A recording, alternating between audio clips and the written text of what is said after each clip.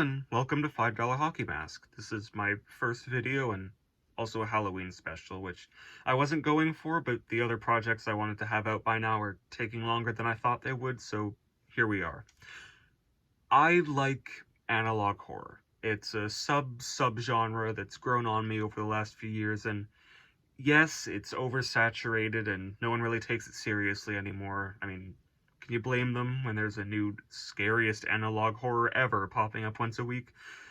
But the style it uses still allows for creative and effective projects. Local 58, GHE, Walton Files, Vita Carnis, Mandela Catalog, all well-made, scary, and, to me at least, rightfully popular horror series with that grainy VHS aesthetic that defines the genre. Another series, made in the analog style, is UrbanSPOOK by Urban Slug. I'll just call it The Painter for clarity. I don't think it deserved the popularity it got. Don't get me wrong, there's a lot of good things about the series. The analog part is done very well. It's just that the horror part isn't. I'll explain what I mean by that in a bit. See, the sound design and visual style are well done, fit the genre, and effectively unsettle the viewer. Urban Slug is an incredibly talented artist, creating the series artwork himself, which is amazing. The visuals in this series are, to me, its strongest feature. Some of these pictures are really creepy, even on par with classics like the JTK, Mario, Teeth.jpg, and Smiledog images. From a technical standpoint, it's really impressive, and when I first heard of it, I really liked the premise. If you don't know about this series, it's based around an unnamed narrator who's in the process of digitizing some tapes they found in the basement of their apartment complex. The tapes contain what appear to be old police reports regarding a pair of serial killers who murder people in unusually brutal ways, then leave stylized paintings of the victims at the crime scene. It was original and pretty refreshing, since pretty much every other series I'd seen centered around ghosts, aliens, extra-dimensional beings, or some other paranormal occurrence. It was nice to see one that was somewhat grounded in reality, and the events of which could reasonably happen in real life. But that's really all the good things I have to say about it. I said earlier that it does analog well, but not horror. What I meant by that is it excels technically as a series in the analog horror genre, which I explained already, but I feel it fails content-wise as a horror series. This is because it falls into one of the worst traps of internet horror. It relies way too heavily on gore and uncomfortable subject matter for its scares. Now, this isn't to say that a good horror series can't incorporate graphic violence or touch on sensitive subjects, because it can. No Through Road, Lacey's Wardrobe, and the Meat Sleep ARG are some of my favorite pieces of internet horror, and they all use them to varying degrees. Some of the analog examples I listed at the start even have that stuff in them. In Vita Carnis, for example, there's a scene where a young child is killed by a creature known as a harvester. We learn in an earlier episode that harvesters kill their prey by latching onto it and injecting venom that paralyzes it and prevents its blood from clotting. It thrashes violently to create large wounds that can't heal because the blood can't clot, causing the prey to slowly bleed out, fully conscious and feeling everything, but unable to move. The idea of this happening at all, let alone to a little kid, is disturbing on its own. But you don't just get the idea. As the scene plays out, you hear the kids screaming behind pictures of what the body ended up looking like. Or in the Walton Files, where two kids die in a car accident and their spirits possess a stuffed animal. We learn in an earlier and pretty graphic episode that in this universe, when someone dies and possesses an object, they keep feeling the pain from the injuries they sustained while dying. We see this when someone is dismembered and killed and then wakes up having possessed an animatronic, feeling, quote, like every single part of her body was bleeding. We don't actually know what exactly happened to the kids during the crash, but we can assume it wasn't pretty and that they're now trapped in a plush toy in constant pain forever. So there you have it. You've got graphic violence and touchy subject matter, so why do I think it's okay in those examples but not in The Painter? See, the difference isn't whether it's used. We established that using it in general isn't a problem. It's the way that it's used that I take issue with. In Vita Carnis and Walton Files, its usage is sparing and intentional. You only get a few moments like these spread out around the series, so when they hit hard, and you get the impact they're supposed to have. In The Painter, it's pretty much the opposite. Gore and sensitive subjects are used nowhere near sparingly. The first few seconds of every episode is this little preface to establish the characters and setting, then it's straight to the shock, which makes those moments jarring and costs them that impact. Plus, this happens in every episode, so it stops even being jarring after a while and just ends up feeling repetitive. That's not good, not only from a creative standpoint, since you're taking your audience out of what you're trying to show them, but also kind of from an ethical one too, since subjects as serious as the ones in this series should have that proper impact on the viewer. There's really no point to these moments. A horrific thing happens, the episode moves on to another one, and it's never mentioned again. They don't seem to serve any narrative purpose other than getting a cheap reaction out of the viewer.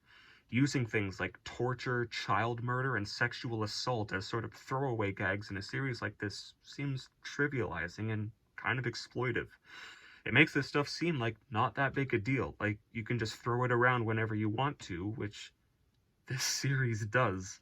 Like I said already, there's no reason for this stuff to happen. In the other two examples, there's always a point to shocking moments.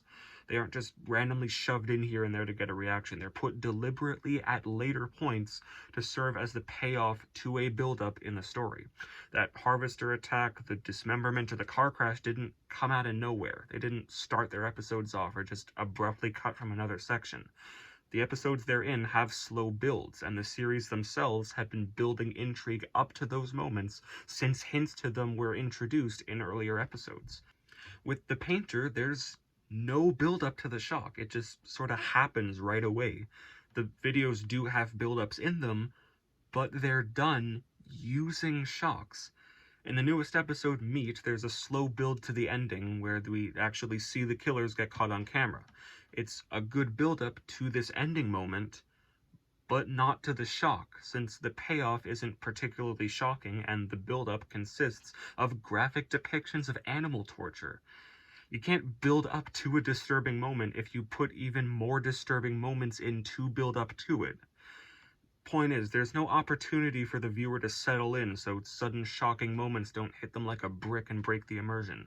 The episode will start off like, "This is James. He lives in a house. One of the killers put sewing needles in his eyes and choked him to death with his own foot. A painting titled Foot-Face James was found at the scene. This is the painting." Then rinse and repeat for 5 minutes. Okay, I exaggerated a little there, but it's not far off. That's essentially how the series is structured. It leaves no room for build-up, so the shocks have no meaningful impact on the audience. Okay, so it's used too much, and when it's not used for a good reason. But on top of all that, the content itself that is used is just excessive. The sheer scale of the shock factor is just unnecessary.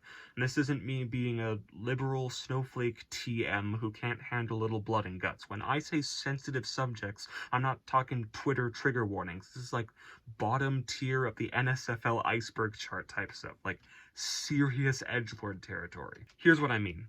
We already went over how Vita Carnis and Walton Files handle shock content involving children. It's almost never done, and when it is, it's tasteful.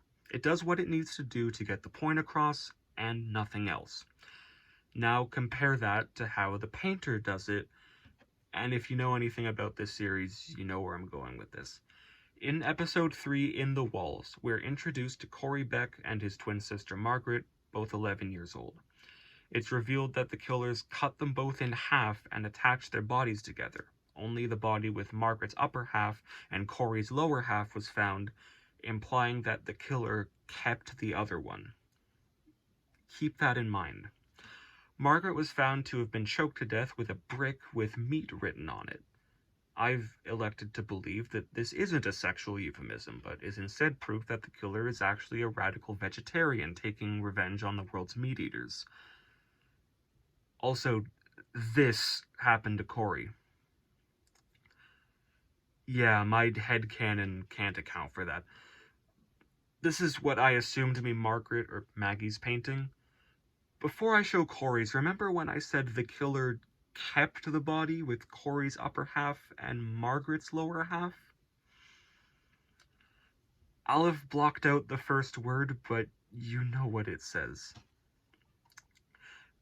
Yeah, I don't need to explain how stark the difference is between these depictions.